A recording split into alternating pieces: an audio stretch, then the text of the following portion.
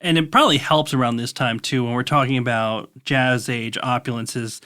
Very often the cops are somewhat in on it or easy to buy off. I mean, this all comes down to Barry got very good advice early on, which was to always be a gentleman, always be polite. And he stuck to that. If you're talking to the cops, if you're talking to anybody, be polite. You're going to get away with a lot more than you normally would if you're going to be combative, right? Well, fast forward, I've kind of suggested that he's a fugitive at one point, even after he's been outed. In one of the apartment buildings where he lived, there were several police officers in the building that he had a nodding acquaintance with, and none of them realized he was this arch criminal being sought.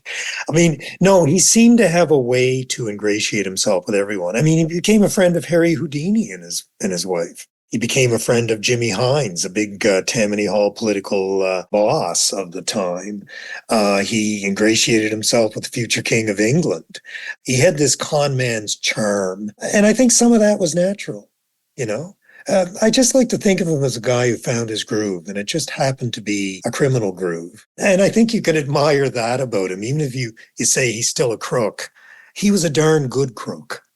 You know, and if you're going to be good at something, well, why not aspire, I guess? You know, as I said, Life magazine called him the greatest jewel thief who ever lived. I don't know if that's saying too much, but, you know, he certainly deserves to be in the upper echelon of brazen, successful burglars in history.